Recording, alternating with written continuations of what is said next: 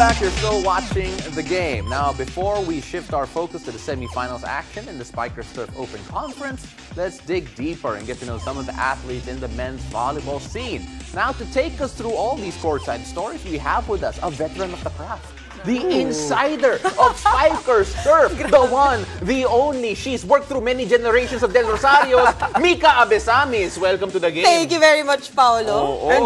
And dahil nagkinuya ako kanina ng mga college athletes, can I call... No, be respectful.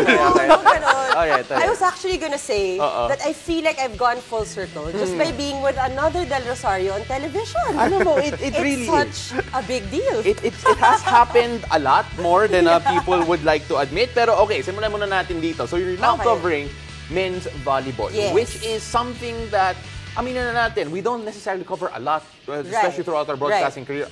Your first thoughts of the game, what you've seen, and of course, talking to these guys. Okay, well, you know, the first time they called me to do it, I was like, okay, I've been doing basketball for 2 years, and then suddenly I get to do this new sport. So at first I was like, is it going to be as exciting, or is it going to be like, I don't know, I didn't know what to expect. I just thought, okay, I was just going to sit there and try it out. The first day I was there, it was the first time in my career that for 2 games, I was actually standing up. Kasi diba usually, pag kukuha ka ng report, you're seated, you know, you just observe and then you write stuff. I was standing up the whole time. Grabe yung intensity ng Spikers Turf. Ibang klase yung men's volleyball. So that was my first experience. You know what I want to ask also? Kamusta yung difference ng athleticism? Because basketball is a different sport compared to volleyball, but a lot of jumping involved. Right. So, you know, basketball, di ba? Feeling mo yun na yung mga pinakamatataas tumalon. But when I saw the players on Spikers Turf, I was like, they can reach the roof. Ang tataas tumalon, and you know, grabe yung legs nila. They were really working it. Ibang klase. You know, it's funny kasi sometimes when you talk to them, Mica, they'll tell you na, alam mo, parang I feel out of shape. Parang mahirap na mag-dunk eh. Yes. And as someone who has never dunked in my life, Diego, ikaw rin, I'm sure. Oo, sabihin na natin like that, sobrang, well, I'm jealous. Pero syempre, you talk to them also beyond being an athlete. Right. Kasi syempre, it's about getting to know the players also. Right. So I actually want to focus on that more because, of course, the panelists, they do now what they see. So I'd like to talk about, you know, the more personal things. And I actually found out, like, there's this one team, they're called the Army team. Army. I got to talk to them and they actually said na before being athletes, they wanted to be stuntmen in movies. So imagine, di ba? That was their first goal daw. Parang kasi they had the bodies, you know, they were athletic. Sabi nila, parang gusto namin maging stuntmen sa mga pelikula, ganyan. Pero nung nagkaroon daw ng opportunity mapunta sa sports, grinab na nila. Pero di ba, ang sayang kwento no na imagine mo, may makikita kang mga... Ikaw, alam ko, nag-theater ka rin eh, di ba?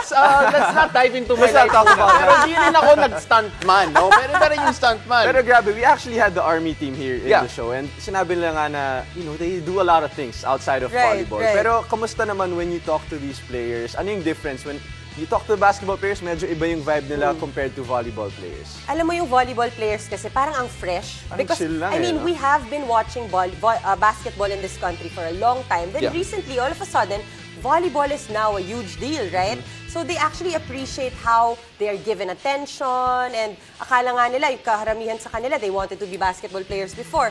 Pero nung nagkaroon ng chance mag-volleyball, ito pala yung mas passion nila. And talagang excited sila to do this, talagang happy sila that people are actually watching a lot of volleyball now. Yeah, it's crazy kasi syempre yung crowds, they're getting bigger and bigger. In fact, the last few games, puno yung bleachers. And of course, you talked about some players wanting a basketball career. And one of the notes given to us, syempre, ano ako dito eh, Mark Espejo's basketball career? Ano yan? I see it though. I kind of see it, you know? Well, he can jump. So just alley-oop dunk kaya ni Mark Espejo? Feel ko kaya niya. So when I was talking to him on a more intimate situation, kasi yung kaming dalawa na lang, so sabi ko, ikwento mo nga sa akin yung past mo. Tapos sabi niya, he really wanted to get into basketball daw nung una. Kasi nga hindi pa masyadong napapansin yung volleyball daw at the time. But when he, I think he worked with some coaches, nakita nila na parang mas may potential kang mag-volleyball. So he tried it out, tapos bigla na lang daw nagulat siya na, wow, ang laki na nga ng volleyball dito sa Philippines. So, ayun, na-realize niya na it's actually a better sport for him. Mas natuwa daw siya na ito yung napuntahan niyang path. Alam mo, for those wondering if Mark's actually still connected to his basketball roots, kung makita niyo sa mga stories niya, they actually still practice in basketball jerseys from time to time at naka-Lakers jersey for fun, siya. yeah. Oh, just for fun. Naka-Lakers jersey siya. So for all the Laker haters out there, sorry na kayo. Pero Jeg, syempre, when you look at these guys coming in and then being from one sport going to the other, I think a lot of people can actually relate to that story. Well, when you talk about, going for a different sport, especially late in your career, it's going to be a little tough. But if you see that you're actually good at it, if Mark Espejo's one of the best volleyball players here in the country, right?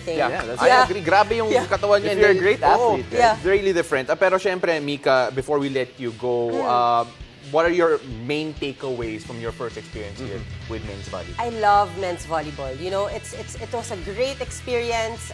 Grabe yung intensity. I mean, I love women's volleyball as well, right? But ito talaga, it's like they're so serious. Actually, they're very serious. Some of them actually are getting ready, I think, for other things, no? But basically, it's a super fun, serious experience that I'd like to do again and again. Mica, out of respect for you, I will never call you tita or ate. Pero maraming salamat. No, you cannot either, all right? And none of my partners ever will. Okay. Maraming salamat, Mica. Okay, thank you very much for declaring that tonight. Thank you. Catch the semifinals of the Spikers Turf Open Conference happening tomorrow on One Sports, One Sports Plus, and on Signal Play.